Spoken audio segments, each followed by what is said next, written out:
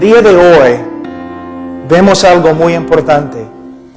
El evangelio moderno que se predica, y mayormente el evangelio que ha venido de los Estados Unidos, no está de acuerdo con el evangelio de la historia de la iglesia.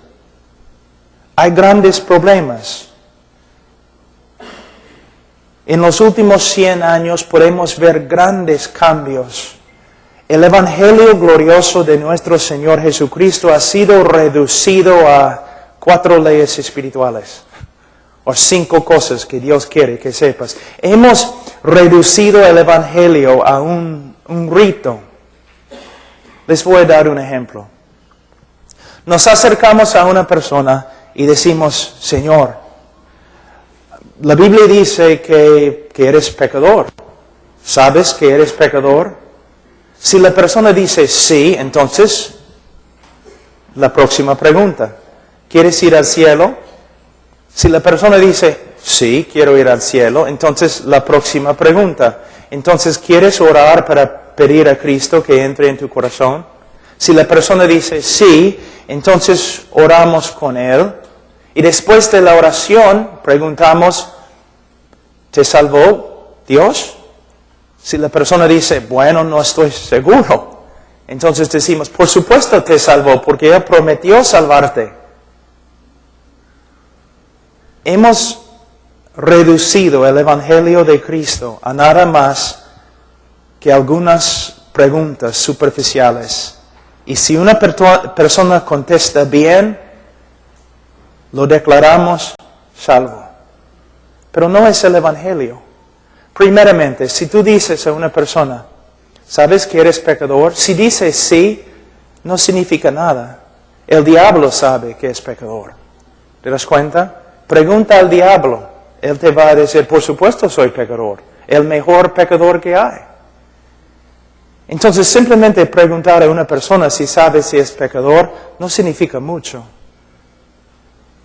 La pregunta es, desde que has escuchado el evangelio, ¿Dios ha obrado en tu corazón de tal forma que ahora aborreces el pecado que antes amaste? Hay un cambio del corazón, en el corazón. Cuando una persona, para ser salvo, una persona tiene que arrepentirse. El arrepentimiento es más que simplemente reconocer pecado.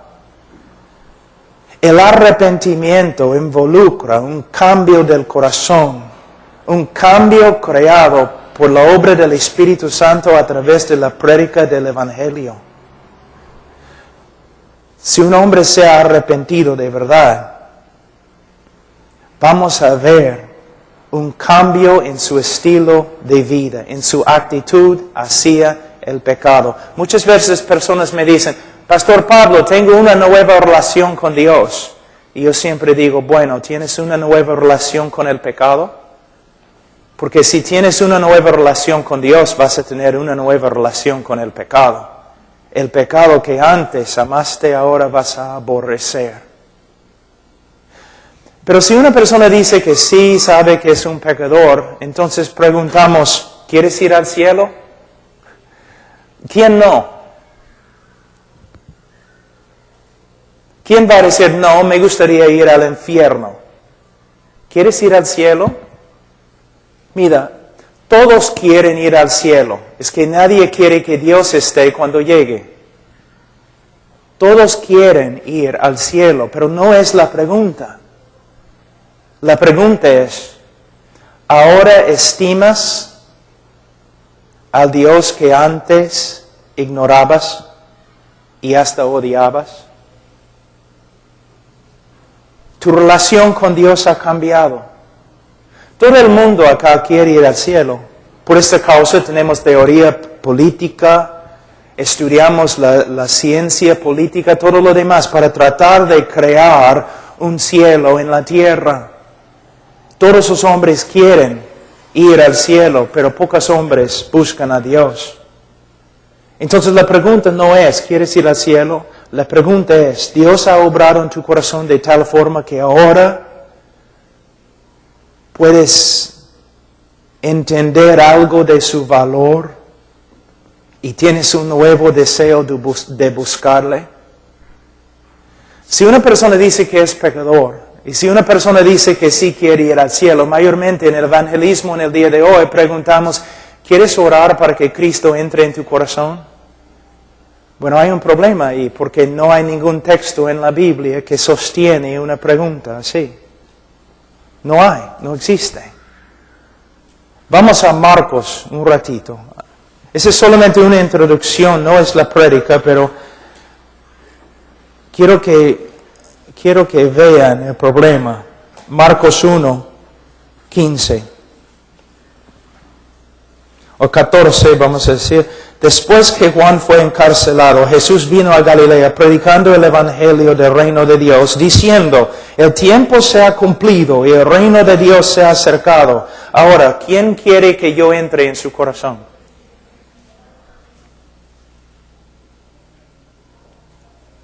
No dice esto. ¿Qué dice? Arrepentíos y creed en el evangelio. En el día de Pentecostés, después de predicar, Pedro no dijo, ¿cuántos quieren recibir a Cristo? Levanten la mano. Si has levantado la mano, pasa adelante. A los que han pasado adelante, repiten conmigo esta oración. Lo siento, no se encuentran en las Escrituras. Es algo fabricado por los hombres. Es un método de evangelismo. Y por causa de este método de evangelismo, 65% de las personas en los Estados Unidos se creen cristianos. Cuando mayormente los teólogos dirían que entre los que confiesan a Cristo, menos que 10% de verdad son cristianos. Es como una fábrica produciendo creyentes falsos. ¿Por qué? El evangelismo que practicas, ¿dónde aprendiste tu método? De otra persona que practicaba el mismo método, de otra persona, de otra persona, de otra persona, pero no de las Escrituras.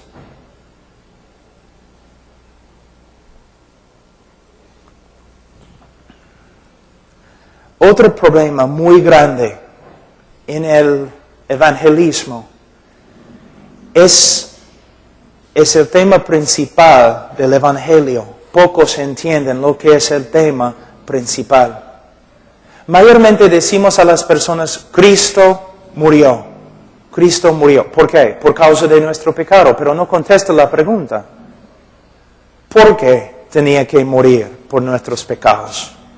¿Y cómo tenía que morir cuando estaba en la cruz? Mayormente tenemos de nuevo un evangelio muy superficial. Cristo murió por ti. ¿Pero por qué?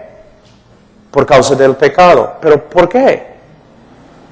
Necesitamos entender que el evangelio comienza con el carácter de Dios, los atributos de Dios.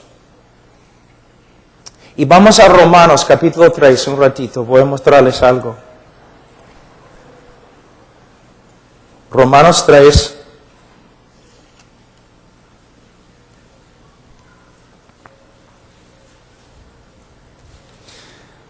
En versículo 25, hablando de la persona de Jesucristo, las Escrituras dicen, a quien Dios puso como propiciación por medio de la fe en su sangre para manifestar su justicia a causa de haber pasado por alto en su paciencia los pecados pasados, con la mira de manifestar en este tiempo su justicia a fin de que Él sea el justo y el que justifica al que es de la fe de Jesús. Muchos teólogos han dicho que este texto es el texto más importante en toda la Biblia. Y de hecho, si no entiendes este texto, sería muy difícil predicar el Evangelio. ¿Qué está diciendo Pablo? Él habla de una palabra muy importante, propiciación. ¿Sabe lo que es? Él habla de la necesidad de que Dios sea justo y el que justifica al pecador. Aquí podemos ver la parte principal de lo que es el Evangelio. ¿Por qué Cristo tenía que morir y cómo tenía que morir? Primeramente, tienes que ver algo. Si Dios es justo, Él no puede perdonar. Si Dios es justo, Él no puede perdonar. Les doy un ejemplo, es un ejemplo que doy siempre. Vamos a decir que alguien ha matado a toda tu familia y tú capturas a la persona que ha asesinado a tu familia y lo lleves a la policía. Y la policía presenta al asesino al juez. Y el juez mira a la persona que ha matado a toda tu familia y dice, soy un juez lleno de amor, por eso te perdono. Te perdono. Vete. ¿Cómo vas a responder? Tú vas a decir que el juez es más corrupto que los mismos criminales a los cuales él da libertad. Tú vas a escribir el presidente, el Congreso, quizás vas a llamar el periódico para quejarte acerca de un juez tan corrupto como él. ¿Por qué? El juez tiene que hacer justicia. Si un juez no hace justicia, no es un juez justo. Dios es el juez de toda la tierra. Él no puede simplemente perdonar al pecador. Antes que Él puede perdonar, Él tiene que satisfacer su propia justicia. Alguien tiene que pagar. Tú dices, claro, Cristo tenía que pagar, pero ¿cómo? En el mundo hispano hay algo que yo he dado hay algo que llamo el evangelio romántico. Es un evangelio que no tiene mucho que ver con las Escrituras. Presenta a Jesús como un mártir. Habla siempre de todo lo que los romanos y todo lo que los judíos hicieron a Jesús en la cruz. Habla tanto de estas cosas que uno tiene que pensar, bueno, entonces somos salvos por medio de lo que los hombres hicieron a Jesús. Somos salvos porque ellos lo clavaron a una cruz. Somos salvos porque le golpearon. Somos salvos porque traspasaron su corazón con una lanza. Entonces, por medio del sufrimiento de Jesús causado por los hombres, Dios nos justificó. Dios satisfizo la justicia por medio de lo que Jesucristo sufrió a las manos de los hombres. No. El sufrimiento causado por los hombres tiene mucho que ver con nuestra redención. Pero lo que tienes que ver es lo siguiente. Isaías 53:10. Isaías 53:10. ¿Qué dice?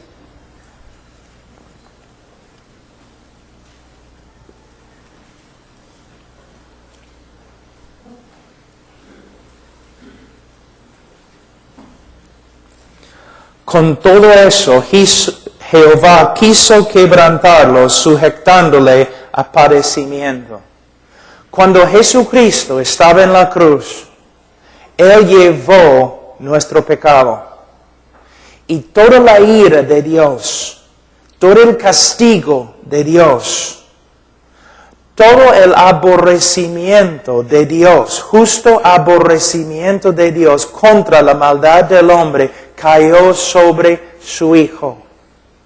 Nosotros debemos morir separados de Dios y pasar toda la eternidad separados de Dios. En la cruz, Cristo llevó nuestro pecado fue imputado a Cristo. ¿Y qué clamó Cristo a Dios? Dios mío, ¿por qué me has desamparado? Entonces, una separación entre el Hijo y el Padre. Y toda la ira de Dios que debe caer sobre ti, cayó sobre el Hijo. Somos salvos, justificados. no principalmente por causa de lo que los romanos hicieron a Jesús en la cruz. Somos salvos por medio de lo que el Padre hizo a su propio Hijo en la cruz. Lo quebrantó. Una ilustración que quizás puede ayudarte es la historia de Abraham e Isaac. Abraham dice de él que él llevó a su hijo, su único hijo que amaba, a la montaña. Y allí, según el decreto de Dios, iba a matarlo. Pero cuando Abraham no se sometió a la voluntad de Dios y estaba por matar a su hijo, un ángel clamó y dijo, no, Abraham, Dios va a proveer. Isaac, no, salió salvo. Tú dices, qué bonita historia, qué fin de la historia tan bonito, ¿no? Pero no es el fin de la historia. 2000 años después, Dios el Padre puso su mano sobre la frente de su hijo, agarró el cuchillo y mató a su propio hijo. Alguien tenía que morir bajo la ira de Dios para satisfacer la justicia de Dios. Tengo una pregunta. ¿Has escuchado el Evangelio muchas veces predicado? ¿Cuántas veces has escuchado lo que acabo de enseñar yo? Casi nunca. La énfasis siempre, lo que los hombres hicieron a Jesús, ¿no es cierto? Siempre. Mira lo que los hombres hicieron a Jesús. Durante la Semana Santa, en las iglesias evangélicas, todos los pastores predicando acerca de qué? Acerca de lo que los hombres hicieron a Jesús. La corona, el látigo, la lanza, y casi nunca mencionan lo que de verdad nos salva. Alguien tenía que morir bajo la furia de Dios, su ira, su justicia, para satisfacer su justicia. Ahora puedes entender por qué el Evangelio tiene poco poder en el día de hoy, porque no estamos enseñando el Evangelio. Ahora, voy a pasar un poquito. Mañana voy a empezar con la depravidad humana, pero voy a pasar un poquito por este texto en Romanos 3. Yo sé que lo he predicado varias veces acá, pero hay personas nuevas y es necesario. Por cuanto todos pecaron, 3:23 de Romanos, por cuanto todos pecaron y están destituidos de la gloria de Dios. Los niños aprenden este texto, ¿no es cierto? Aprenden este texto en la escuela dominical. Pero ¿sabes lo que significa? Por cuanto todos pecaron. Las confesiones históricas de la iglesia cristiana definen el pecado como cuando uno no se conforma a la voluntad de Dios. Cuando uno se extravía de la voluntad de Dios, es pecado. Pecado. En el día de hoy el pecado no significa mucho, porque mayormente los predicadores no predican con respecto al pecado. Rara vez se menciona, y cuando se menciona no se explica. Cuando estamos predicando el Evangelio de Cristo, tenemos que hablar mucho del pecado. Mucho. ¿Por qué? Porque el hombre tiene que entender que está perdido antes que va a buscar la salvación. Voy a usar el apóstol Pablo como un ejemplo. El libro de Romanos no es una teología sistemática, pero tiene, ¿no?, algunas características de una teología bien ordenada, casi sistemática. Pablo iba a ir a la iglesia en Roma y luego iba a ir a España, y él está enviando una carta para enseñarles lo que él creía. Fíjate, en los primeros 3 capítulos del libro de Romanos, ¿qué hace Pablo? Él lucha bajo la inspiración del Espíritu Santo y con toda su fuerza intelectual, él lucha para lograr una cosa: condenar a todo el mundo. De verdad. Condenar a todo el mundo. 3 capítulos dedicados a ¿qué? A condenar al mundo, a demostrar el pecado del mundo, del hombre, y la condenación que es el resultado de su pecado. Y termina aquí en capítulo 3, puedes decir aquí, versículo 19, pero sabemos que todo lo que la ley dice, lo dice a los que están bajo la ley, para que toda boca se cierre y todo el mundo quede bajo el juicio de Dios. No podemos tratar el pecado ligeramente como se hace en el día de hoy. ¿Te das cuenta? La mayoría de las iglesias crecen porque hablan de victoria, milagros, prosperidad, dones, un montón de cosas. Pero están haciendo igual como los falsos profetas en el libro de Jeremías: paz, paz, cuando no hay paz. Gente que está hablando de sus dones, sus milagros, su victoria, su prosperidad, mientras viven en pecado. Sus hogares son un desastre. Hablan, caminan, se portan como diablos.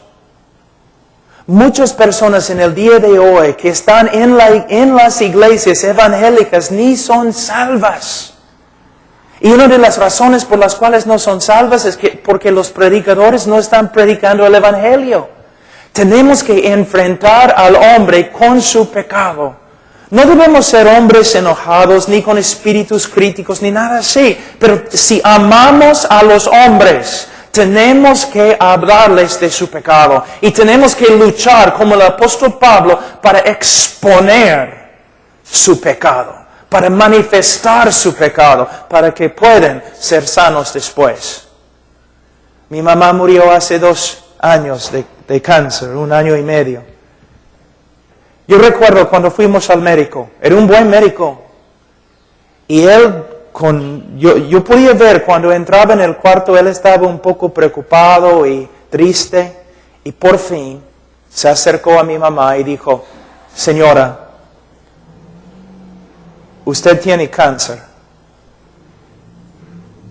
y si no operamos ahora mismo, usted va a morir. Y aunque no hacemos todo lo posible, es todavía posible, probable, que vas a morir. Ahora, fue muy difícil, ¿no? El médico tuvo que hacer algo muy difícil, enfrentar a mi mamá con su problema. Pero si no lo hubiera hecho, habría sido un médico inmoral. Inmoral. Si él dice: no, tengo miedo, no quiero hacerle daño, ella se va a ofender, no puedo decirle que tiene cáncer. Bueno, si no vas a decirle que tiene cáncer, no puedes salvarla. De la misma forma, la vida cristiana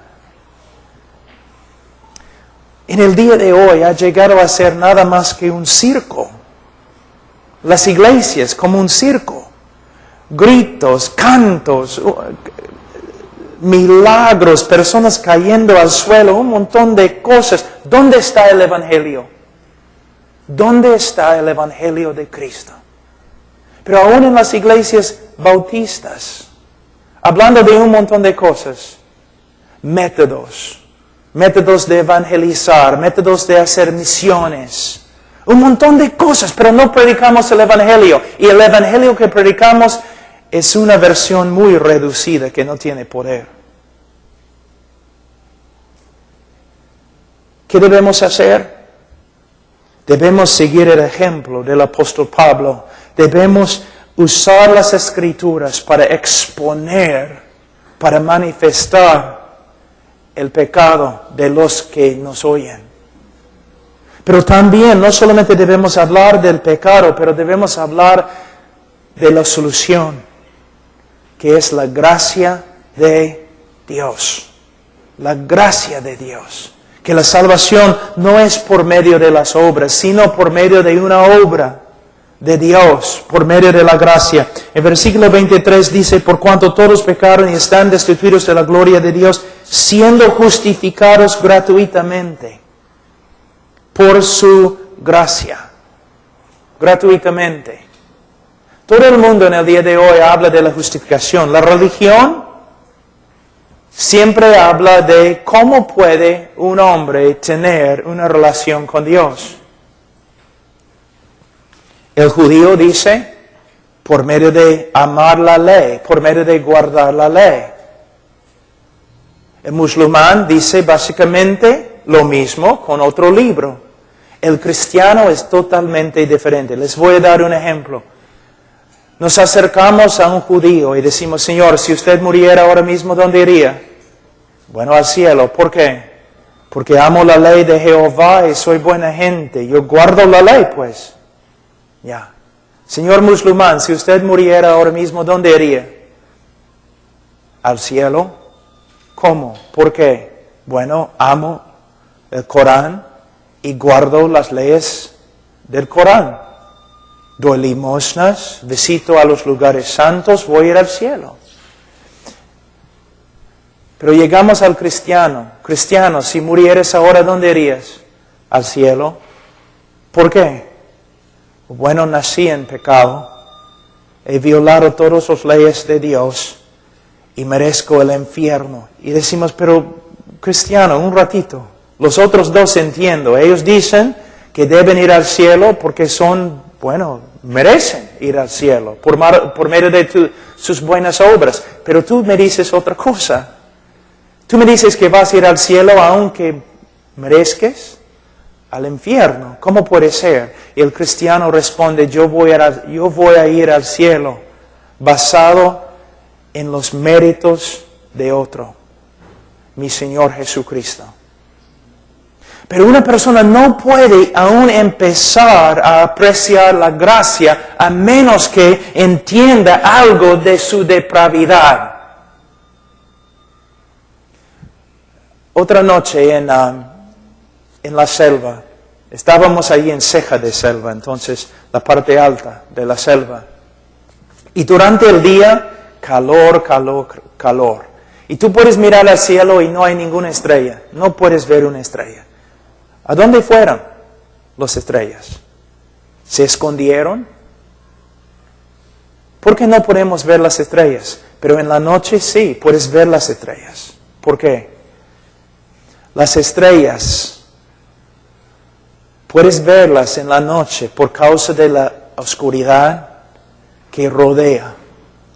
Resplandecen. Más oscura sea la noche, más que podemos ver las estrellas de la misma forma. Por esta causa hablamos de la depravidad humana, hablamos del pecado específicamente y intentamos con las Escrituras condenar al mundo. Porque se puede ver la gracia de Dios cuando se contrasta con el pecado del hombre.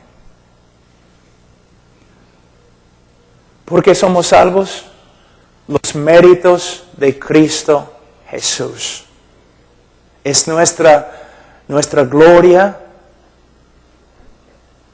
Ahora, dice, siendo justificados gratuitamente por su gracia. Hay una profecía donde dice que iban a aborrecer o odiar al Mesías sin causa. Y se repite de nuevo en el Nuevo Testamento en griego. Que iban a odiar al Mesías sin causa.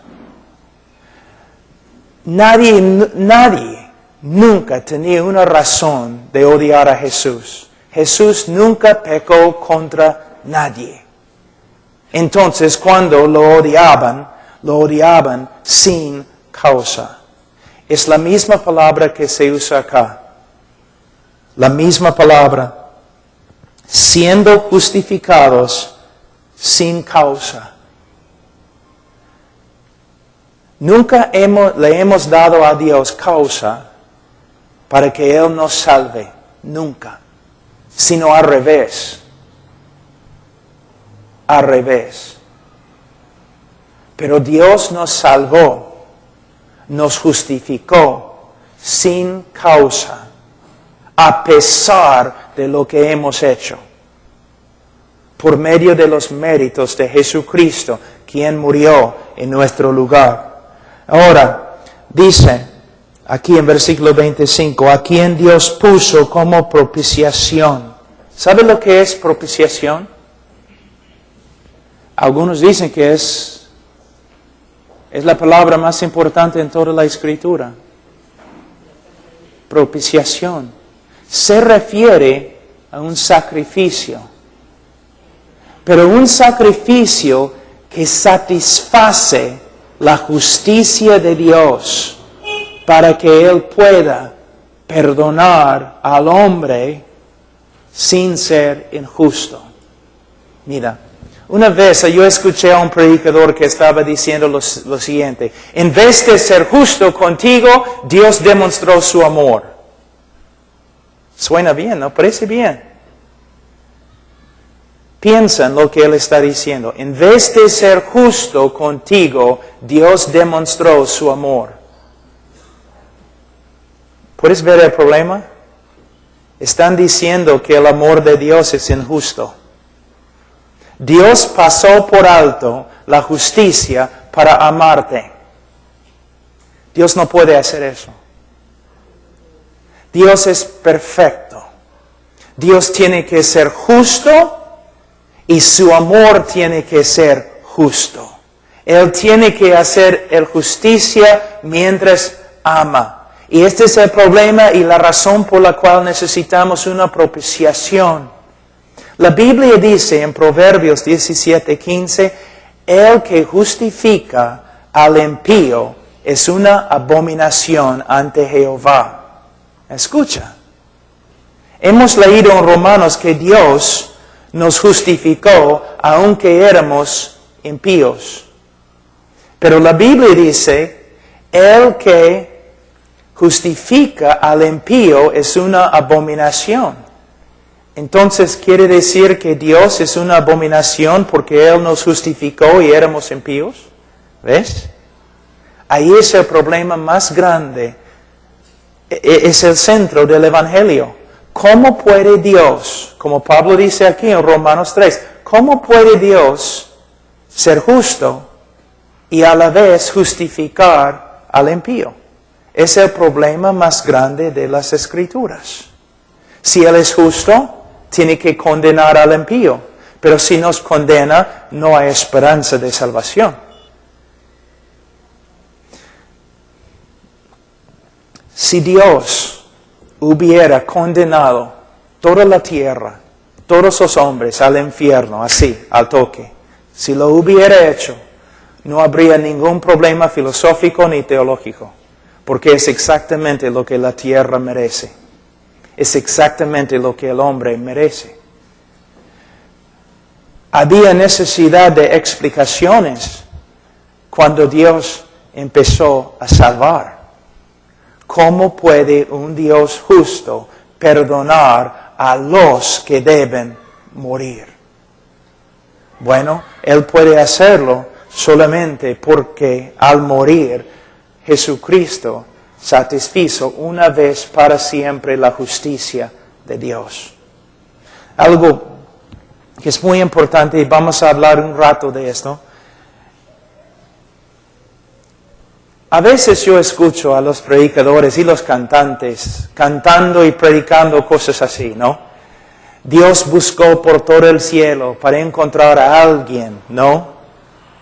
Con la buena voluntad, dispuesto a morir por el hombre, pero no podía encontrar a nadie. Dios buscó por la tierra para encontrar una persona que podía morir por el hombre pecador, pero no podía encontrar a nadie. No había ningún ángel dispuesto, ningún hombre dispuesto, o ningún hombre perfecto para morir en el lugar del hombre. Entonces Él tuvo que enviar a su Hijo. No está bien, la teología está muy, muy mal. Un ángel perfecto no podría haber muerto por nuestros pecados. Y Un hombre perfecto no podría haber muerto por nuestros pecados. Él que murió en la cruz por nosotros tenía que ser hombre, porque el hombre ha pecado, el hombre tiene que morir. Pero Él que murió en la cruz tenía que ser más que hombre, más que ángel. Él tenía que tener un valor infinito. Por eso Dios llegó a ser hombre. Y caminó sobre la tierra y vivió una vida perfecta. Y según el plan predestinado de Dios, Él fue clavado en una cruz. En la cruz, Él llevó el pecado de su pueblo y llegó a ser una maldición ante su propio Padre. Mira, Gálatas capítulo 3, un ratito.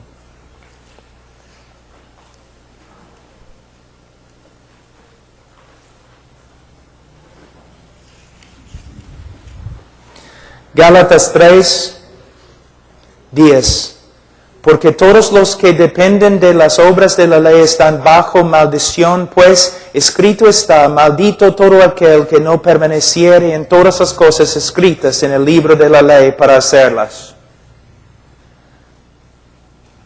En el día de hoy, en muchas iglesias, una maldición significa, bueno, uno se enferma, o uno no prospera económicamente. No hay ninguna palabra en ningún idioma que puede describir cuán horrible es ser bajo una maldición.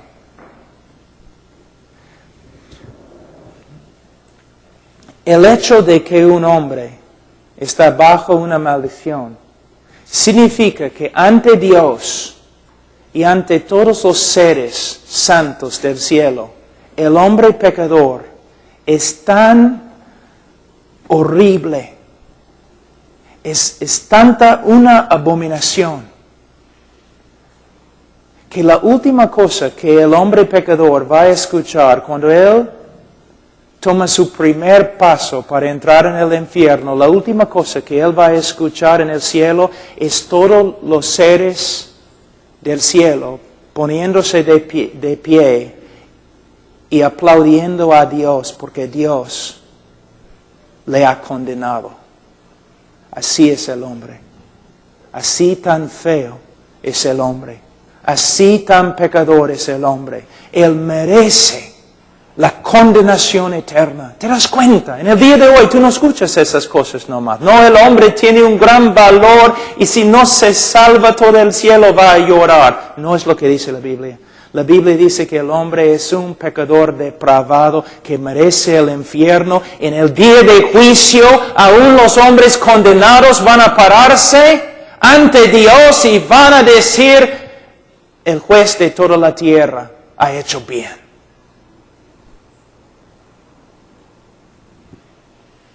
Pero la Biblia dice en versículo 13, Cristo nos redimió de la maldición de la ley, hecho por nosotros maldición.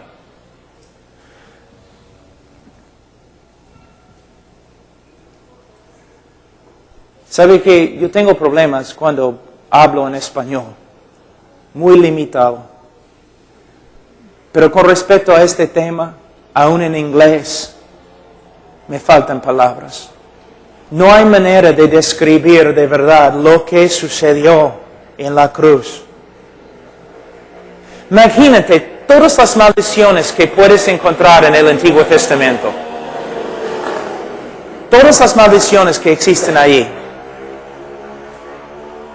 Y de ahí ponerlas sobre Jesús. Lo contrario de todas las bendiciones que se encuentran en el Antiguo Testamento sobre Jesús. Toda la ira de Dios contra Él. Cuando Él estaba en Getsemaní, Él oró 3 veces, que pase esta copa de mí.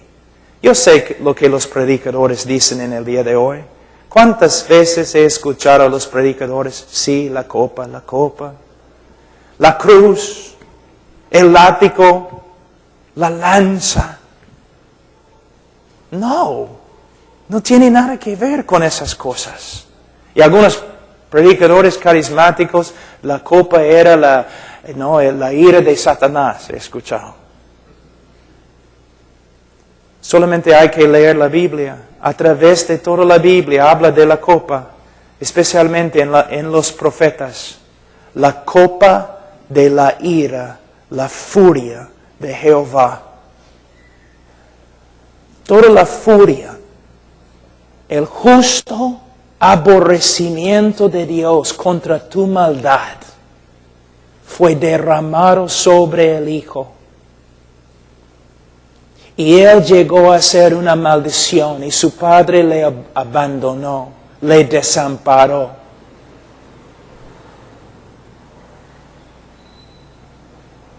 Por eso cuando dijo consumada es, habréis cancelado, pagado por completo, una vez para siempre.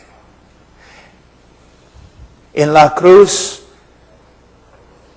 Él satisfizo la justicia de Dios, pagado.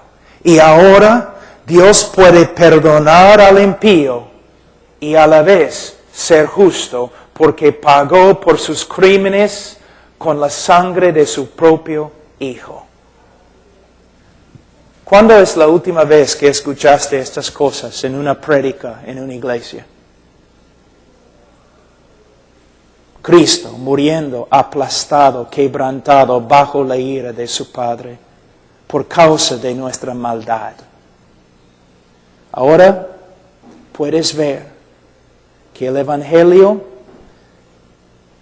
que se predica en el día de hoy, 4 leyes espirituales, 5 cosas que Dios quiere que sepas, prédicas superficiales, ahora puedes ver que no es el Evangelio. Es una reducción que no tiene nada de poder. Ahora, esta es una introducción. Vamos a enseñar esta semana, en esta pequeña conferencia, algunas cosas. Son cosas que siempre se encuentran en la historia de la iglesia. Vamos a hablar de lo que Dios ha hecho a través de la cruz del Calvario. Vamos a hablar de las verdades de la Reforma. Martín Lutero, Calvino, los puritanos, los bautistas, Jonathan Edwards, Jorge Whitfield, Jorge Mueller, Carlos Spurgeon, todos esos hombres. Si tú vas a la librería, tú vas a leer acerca de todos esos hombres, como Dios los usó grandemente. Pero hay un problema, nadie habla de su teología. Todos hablan de cómo Dios los usó para cambiar al mundo.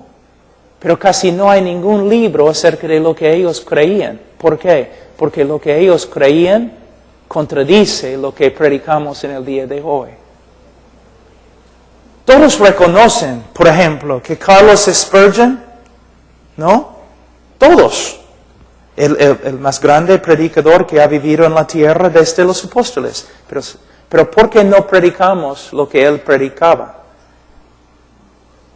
Jonathan Edwards, teólogo quizás más grande desde, quién sabe, ¿no? Por lo menos él, Calvino, Lutero, los grandes, ¿qué creían? Una vez has pensado, porque no creían como nosotros en el día de hoy.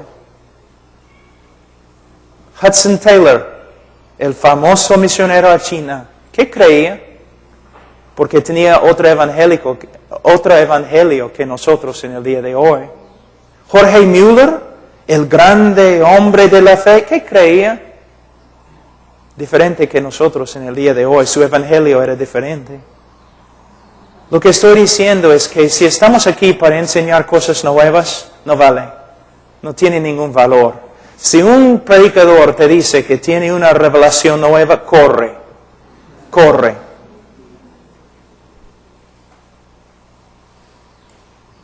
Queremos volver. Ahora, terminando.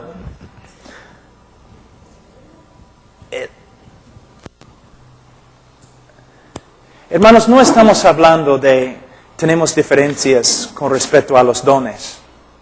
O tenemos diferencias con respecto a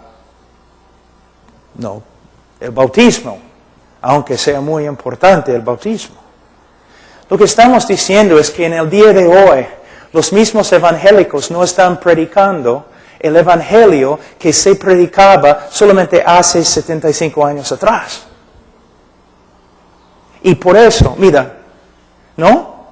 Tienes tus campañas evangelísticas, ¿no es cierto? Un evangelista viene, cánticos y un montón de cosas, es un gran show y él predica y 100 personas reciben a Cristo durante la semana, pero domingo ninguno de ellos llega a la iglesia. ¿Por qué? Tenemos que cambiar nuestro método. Bueno, mejor decir, tenemos que cambiar nuestra teología. Tenemos que volver a las Escrituras. Vamos a hablar de la depravidad humana. ¿Por qué? Toda la batalla se gana o se pierde ahí. Tenemos que reconocer que el hombre está muerto espiritualmente. Y que él puede ser salvo solamente por medio de una obra sobrenatural del Espíritu Santo a través de la predicación del Evangelio. En el día de hoy los evangelistas usando sus trucos, ¿no? Manipulando psicológicamente, bajando las luces, música bonita, pasa adelante, tu amigo está contigo, solo va a demorar 5 minutos, toma tu decisión, todo eso es falso. Son métodos usados por niños que no saben lo que es la palabra de Dios, el Evangelio o el poder de Dios. Tenemos que reconocer que el hombre está depravado. Si él va a recibir a Cristo, él va a recibir a Cristo por causa de una obra sobrenatural del Espíritu Santo que demuestra el poder de Dios como la misma creación del universo. De verdad, se requiere más del poder de Dios para salvar a un hombre que crear un universo. Porque Dios creó al mundo ex nihilo, fuera, sin nada, de la nada.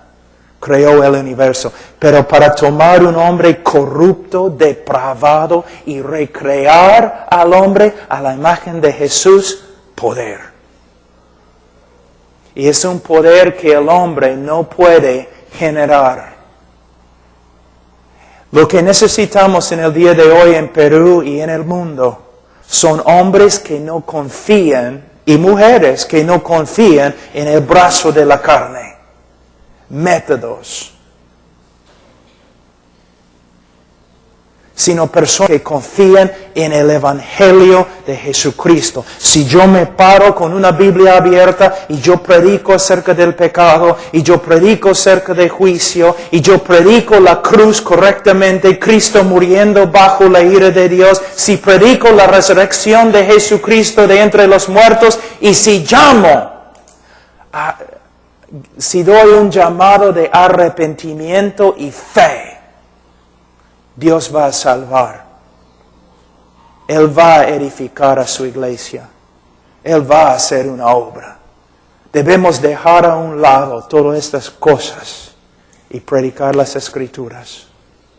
¿No es cierto que cuando vas a una conferencia de misiones, mayormente hablan de métodos, estadísticas, cosas que puedes hacer para manipular a los demás?